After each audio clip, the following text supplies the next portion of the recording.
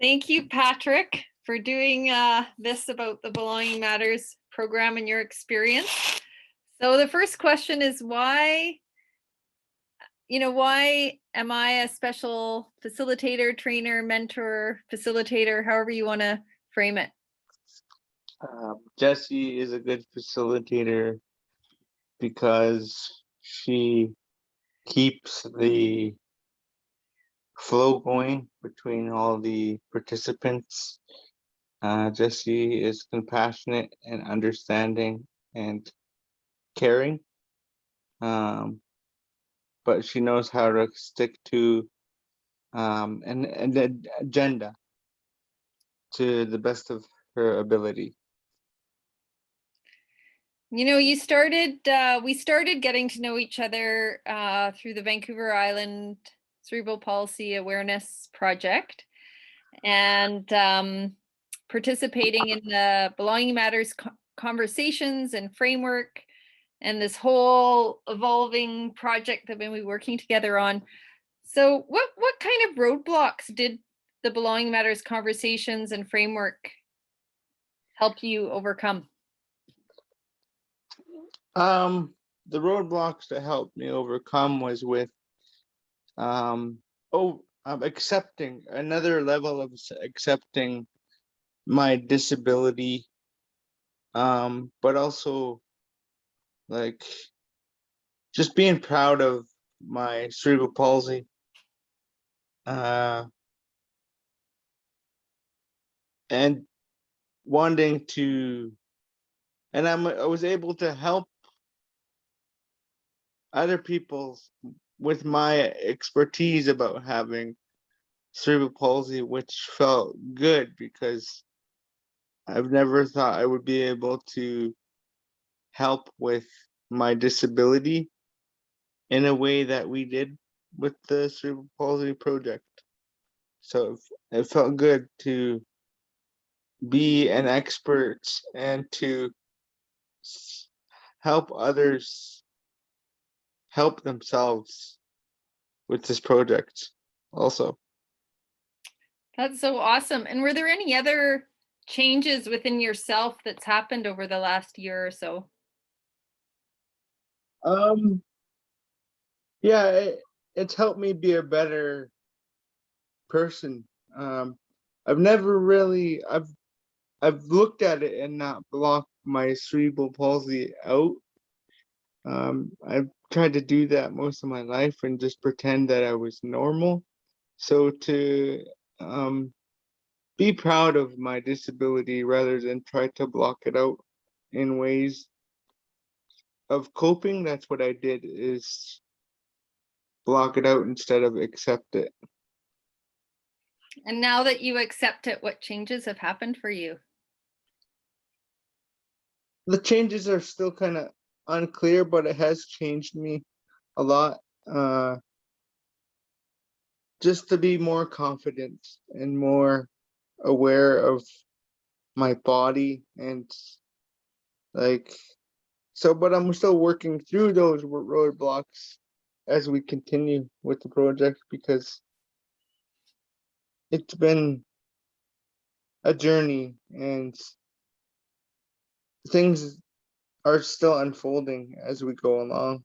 But it's opened up that gate to more acceptance of cerebral palsy in a good way, because I've always looked at it in a bad way because of the stigmas and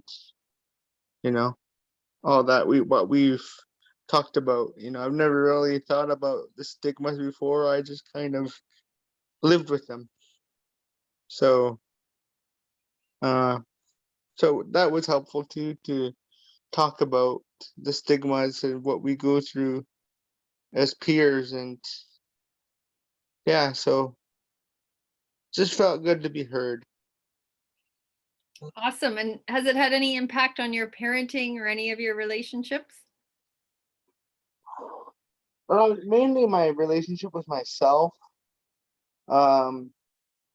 Really accepting I have a disability, and but I need to look after it, but I need to be proud of it. I'll say that again, to because my cerebral palsy helped me shape the man that I am today. My perseverance, my resilience. It's all comes from having cerebral palsy, and that's a good thing. Awesome. And when you think about the Belonging Matters framework and the conversations process we went through and what we're doing now and working together, what Hmm. if you were to express it to someone else, what results would you say are possible through going through a process like this to other people? What are some? So the process was very intimate and very valuable in like the beginning. Um, it was good to get to build that trust in the beginning, and then as we went along, kind of make a framework of the posters, and that's where I kind of felt where oh, we're gonna actually make a difference and make some changes with this Belonging Matters framework, and um, it came more clear as we went along, and our purpose and what we're asking for became more clear, and it just feels good to put out something for people with cerebral palsy. Awesome. And you're doing such an awesome job doing it. Um, Yeah. would you recommend the Belonging Matters framework and process to others? I would. The only improvement I would have made is with the kits, or be more clear of what we're asking for. Because in the beginning I was like, "Oh, what are we asking for?" Right? I didn't really understand, but the more that we went along, I was like, okay, this is the more that we started facilitating more, and okay, we took out what wasn't needed, and then we eliminated and we added things that were important, and you know maybe that was part of the pilot project, but Yeah, the Belonging Matters process is more the beginning with the conversations and the yeah, posters. yeah, And then the project ended up that you guys generated with all the agencies was the resource kit. So it's yeah, more the conversations and framework, which is around supporting your voice, your dignity, and leadership. yeah. So it took a while to settle in for me, um to be, because I've never been viewed as an expert about my disability. I feel more viewed as a burden, or as something, or someone different, not something, someone different, or I walk different and I look different, so therefore I'm different, and that's kind of not a good thing. So but it is okay to be different, and it's okay, and that's what the project helped me with too, is it's okay to have cerebral palsy. There's nothing wrong with it.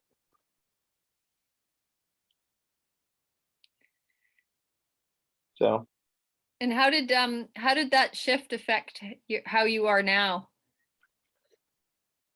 it's helping me feel more confident, and I actually don't feel I want to hang around more people with disabilities now, because I'm still working on to some change stuff, and I'm still working through some stuff about I want to go and meet the people that we engage with. I want to go, you know, get into Special Olympics, because I want to own my disability now. I want to take charge, and I want to go do things with my disability because of this project, saying, okay, I can I can make change with my disability too, not just my indigenous side of myself, and that's part of my whole self, but how can I go and how can I add, because I'm a facilitator and a motivational speaker, and how can I add this to my story now? Because I wasn't really adding the cerebral palsy part to my story. I was just focused on my indigenous side of the story. So so now I'm thinking of, okay, the stigmas that we talked about, how can I implement that into, the indigenous stigmas that I face uh on a daily basis, because it's a double-edged sword kind of thing, because I face both stigmas because of indigenous and because of having cerebral palsy. So it's a pretty unique situation, and I can do good with it, or shift people's minds with what I have instead of feeling like a burden. Like I could use it to open people's eyes also. So I've been kind of brainstorming some ideas of how I'm gonna do that. Awesome. What are some ideas that you're coming up with or you're percolating? I haven't, like, I've just put my work aside right now because Right. I'm getting ready to go to do some more healing. But um, I think I want to get a poster, or look at. I think I have a copy in my phone of the poster that we made. So I want to look at that and just.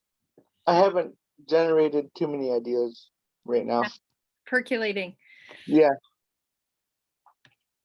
And if you met someone that you thought would be important in agency or somebody else to go through the process, why would you recommend it? What do you think they'd get out of it?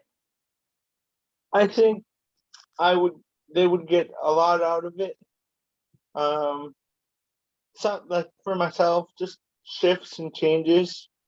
I've been able to change my mind about cerebral palsy, and I would want that for someone else with cerebral palsy to kind of go through some healing and go through some changes, but also to make a difference all at the same time, and make a difference for past generations and future generations. And it's just a good collective change maker, and um a sense of belonging.